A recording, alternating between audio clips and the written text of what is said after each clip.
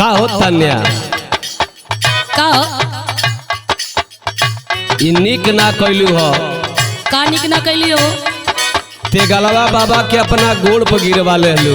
हाँ तो का करी अरे वो तोहरा प्यार के दीवाना रहा हो ते गलवा के ते गलई नहीं खा देखा बेचारा तहरे प्यार में परेशान होके अच्छा यूट्यूब पर फेसबुक पर सारे दुनिया में ते गलवा बाबा आज हिट भइल हो। आज उनकरे आत्मा के बड़ा तू कष्ट दिले बड़ू। हाँ ना तू का जाना तलो कि तू छोड़ देबू तो कोनो प्यार ना करी हस। कोनो कैलो हो बिया का अरे बाप रे बाप एगो मुस्कानवा आ गइल बिया। अच्छा अब प्यार खोले ले बिया बाबा तो एकदम डायरेक्ट ओकरा से चुमा ले तड़ो। हो सुना ना बोला पूरा नहीं कैलू तनिया दिल के अरमान से गलवा बाबा के।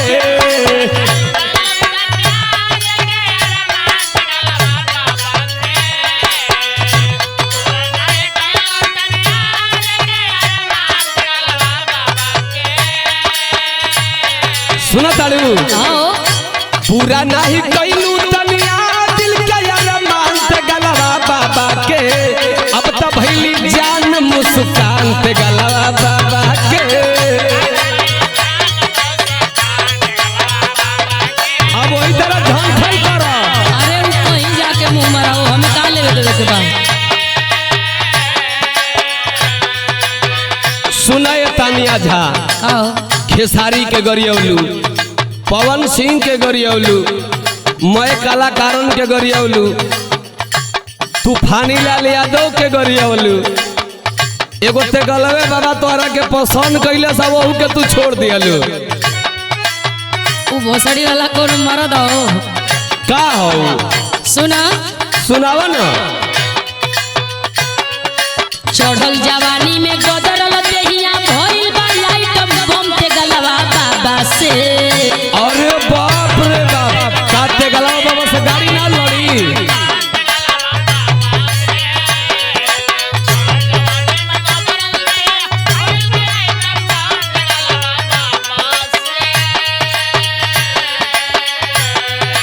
चढ़ल जवानी में गदरल देहिया भइल बा आइटम बम ते गलवा बाबा से।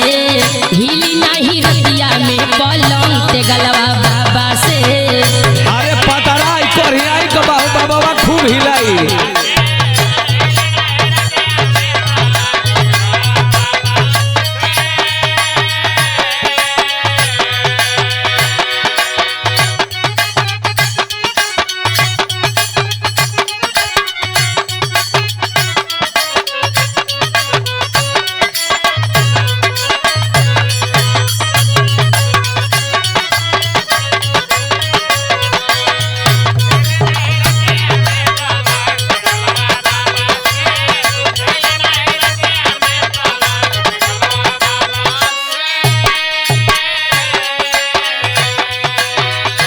का हो तन्या झा जी बोला ओ बाबा के गरियावा ताड़ू तो का करी हम यूट्यूब पर देखली हो उ बाबा माफी मांगत ना तू लताहू से मारत ताड़ू।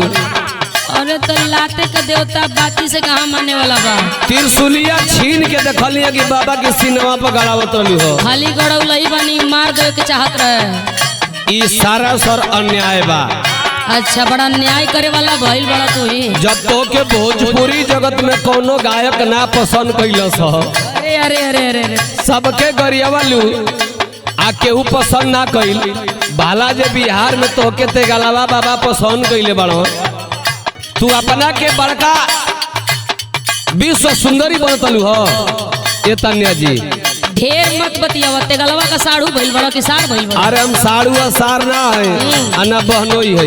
तो ढेर मत बतियावा। तन्या झा जी पवन सिंह खेसारी सबके गरियलू तूफानी लालो के गरियलू आ तूफानिए तो हर पेट भरलस। अरे अरे अरे अरे तो सुना बोला हमके मत गरियावा लागल रहे बाबा के तोहरा से दिल हो। अरे वो साधु नहीं सवादु है।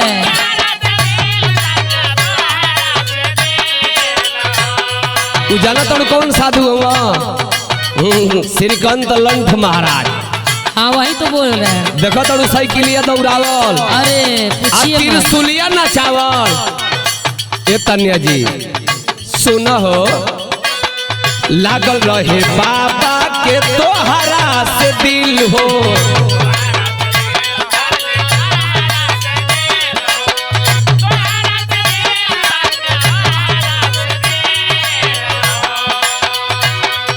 अरे उनके तरह सवालू देखा के मोती झील हो।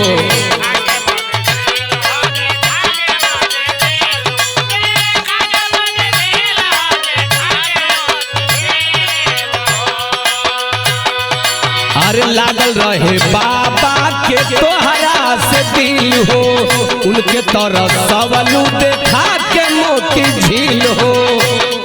सुना बोला अब सतनिया माना बचनिया तक फुकवा लगाम से गलवा बाबा से।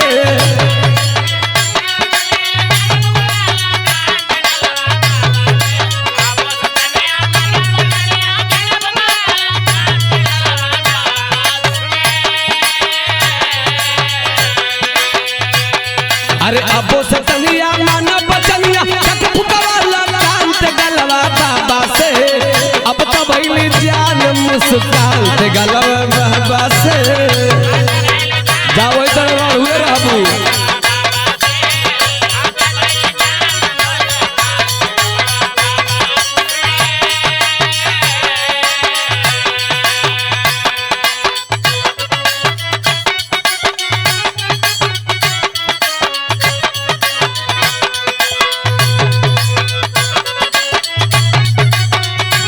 मान जाए तनिया झाई, तनिया जी अब से जा ते गलवा बाबा के मना लो, नहीं तो मुस्कानवा फंसा ले दिया।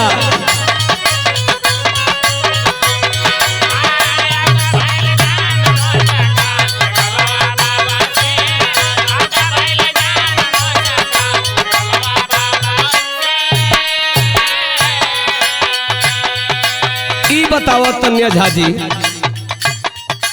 तू काहे न प्यार कैलू होते गलवा से? उतना सुघर बा बेचारा। अरे कहे के बा श्रीकांत लंठ महाराज ने साइकिल दौड़ावा था।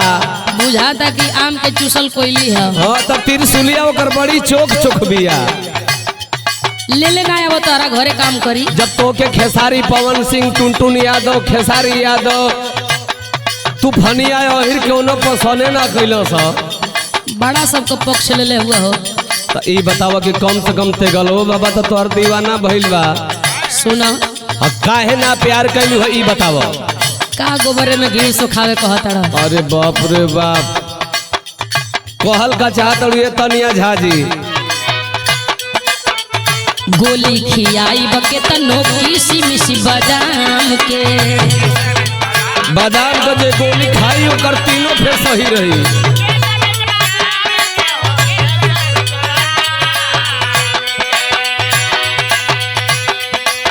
नमवे का मरद नाही रही कवनो काम के।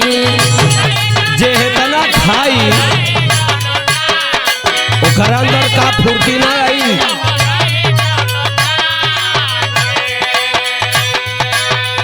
गोली खियाई बके तनो किसी मिस बादाम के।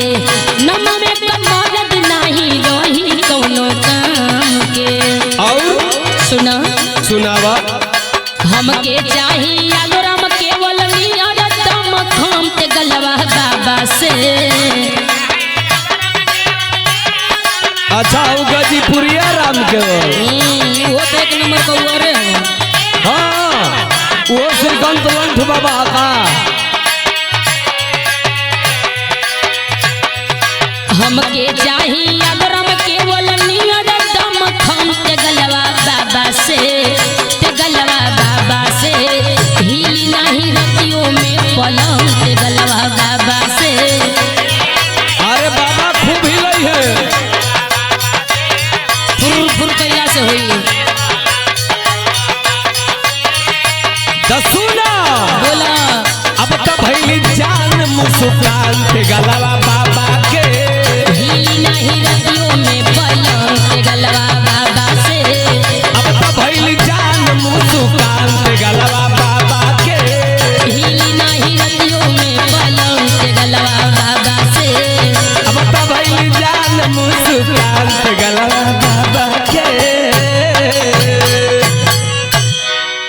जा वही तरह रण हुए जिंदगी बिताव